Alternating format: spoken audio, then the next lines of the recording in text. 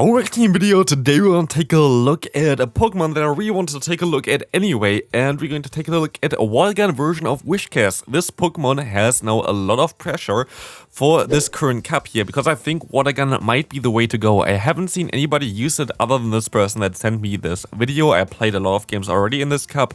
Everybody was running Mud Bomb, but I feel like water gun might be the way to go. Maybe not with this team, but still, actually, maybe this team works out really well with it. We have to see here.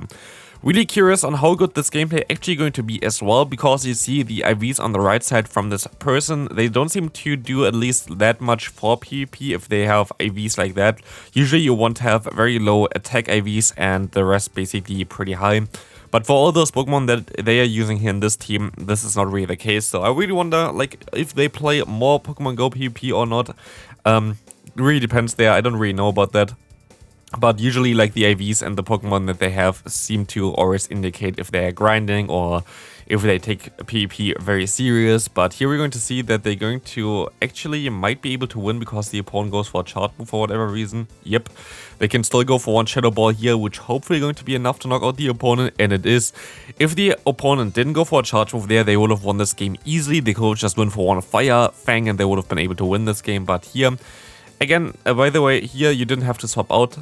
So, like, you could have stayed in there in the lead, you would have had a positive lead with your Pokemon there. You're going to get out the Gliscor, which is decent for you. You can still take this charge move here, which you don't take, which you should have taken there, I guess, which is something that you can definitely improve on as well. As we see the bait coming in, which is a smart play, you can let this move go through as well. That's totally fine. You can still survive this move here as well, as you can go for another Mud Bomb, which hopefully going to get the shield, which I don't think it does. It doesn't.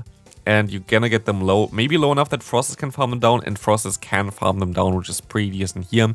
In comes the Marshtomp again. You will be able to always win this matchup here. Like, there's not really a reason for you to swap out in the first place, but it's still fine for you so far because you can just farm them down at this point of time with both of your Pokemon that you have available. We see the opponent's Lucario coming in, and you are catching the Power Punch here, which you're still going to shield anyway, so don't really see the point of that one. You can still go for your own Power Punch here at least, and you should be able to farm them down now as they go for their own charge move. You can farm them down with the Frostus, and you should be kind of fine here. I think you should get to another Avalanche here with this Pokemon against the Marshtomp, and this should win you the game. But again, played a little bit differently there. Usually it would have been a little bit better, I guess, but yeah, we're going to see the next opponent coming in. We're going to see Gliscor in the lead. Very good lead for you. They might have the team that I showcased yesterday already, which had Gliscor as well as double counter users in the back.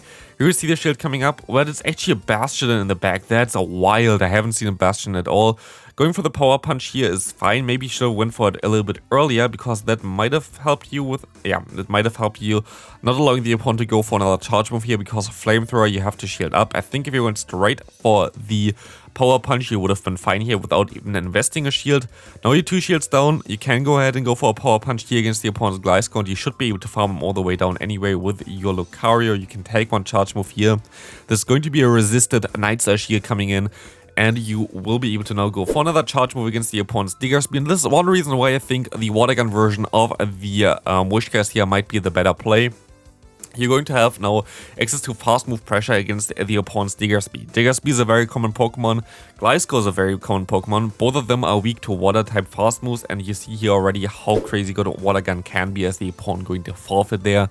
Next opponent coming in, we're going to see a very good lead for you. Nidoqueen and Diggersby coming in as well. Like, I don't know what the opponent is cooking here, but definitely not right things, as this team doesn't really make any sense at all. We're going to see the Diggersby, which kind of shows that we are most likely not in the craziest elo range. Please don't use Dig on Diggersby. Earthquake is what you want to use. Dig is a horrible move. Sadly, not buffed yet by Niantic, but yeah, this is not the way to go. The team doesn't really make too much sense. You're gonna go into a Nidoqueen here, which does make no sense at all as well, as you can just go ahead and you might even be able to win this matchup still with your Whiscash. They have to throw a charge move here, which is amazing. You're going to shield this move up, which I don't really understand too much, because you could have just farmed down with your Frostus, which would have been a little bit better, as you also encounter here a waterfall version of the Warrain for whatever reason.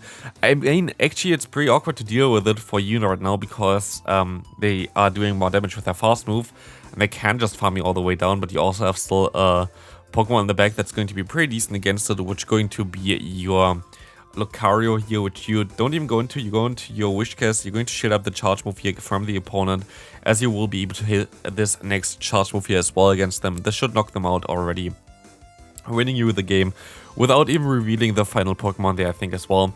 Next opponent, we're going to see a Purified Camerupt. For whatever reason you want to purify that, I have no idea. Like, purified Pokemon only makes sense if you need the move return, really. Otherwise, the normal Pokemon are just better because you can have better IV spreads. Here, with the purified, basically unless you trade them purified, which doesn't make sense at all for a Camerupt because it actually counts as a special trade, you have no chance of getting a 0 attack version of this Pokemon. So you always have basically 2 attack, which is not really ideal as well. As we see here, the Frost is gonna go down to your Whiscash, and we see a Warren coming back in here again.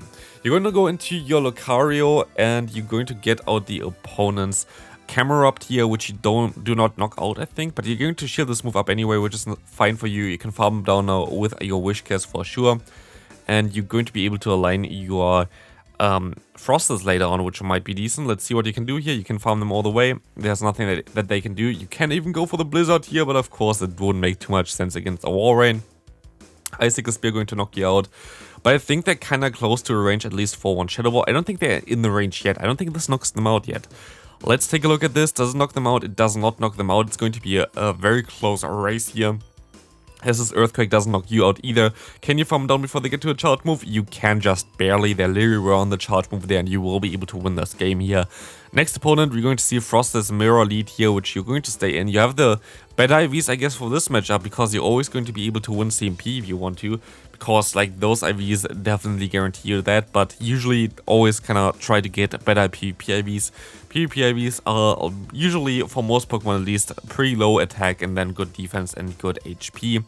Thing for that is, if you think about the formula how to calculate CP, you see, for example, in the Master League, all the Pokemon like Mewtwo are very high up there because of their high attack. The attack stat does impact the formula for CP more than the defense and the HP stat. So basically, for every point that you put into your attack, you would have been able to put 1 point in both like the HP and the defense together. So you're basically limiting the points that you can use in general, and it's better to have more bulk compared to more damage output in this meta usually. So yeah, for those that don't know why PvP IVs are how they are, it's just because attack stats give you a higher CP compared to like defensive stats there, like HP or defense in general. So having a low attack allows you to put more stat product into a lower CP limit for the Pokemon, which is pretty decent. Also, which is pretty decent, is the Stunfisk there against you, as it's going to knock you out there. Next opponent, we see a Lucario in the lead. This is usually a pretty neutral lead here in this meta right now. You can go for the Shadow Ball to just one-shot them, but goes the same for the opponent. You're going to call the bait there. Very nice call, as this Avalanche coming through here. Let's see if they're going to call the bait as well. They do not, and you will be able to get a shield advantage now, which you're going to go for a charge move here. I have no idea why the opponent swapped out there. It didn't really make too much sense. We're going to see the Whiscash against you as well, which you're going to now catch the move onto your own one. Don't know why the opponent farmed up that high extra as well. It doesn't really make too much sense, but now Water Gun and Whiscash can just farm them all the way down. I think it's definitely the play to go, especially like in the lead. I feel like Water Gun and Whiscash might have a lot of potential right now, because there are not a lot of Pokemon that can really resist this move here in general, other than maybe a Lapras. Lapras would be a little tricky with this Pokemon, but here we'll see that you can knock them out. Sadly, CMP type, I think, as you will get now the Lucario against you. Going to save the shield for your own Lucario later on. You still get to the Mud Bomb, which is very crucial, as you're going to get the shield advantage now, and you can go ahead and go into your Frosters actually to knock them out. That's also a smart decision, as now Lucario, I think, wins against every Pokemon in this kind of scenario, but that's actually most likely the worst possible Pokemon to encounter, because you don't run the move Close Combat, which I've seen a lot of people run on Lucario in this meta. You're going to no-shield this first one, I think. You're going to let this move go through, and now you're going to rely on your Frostless.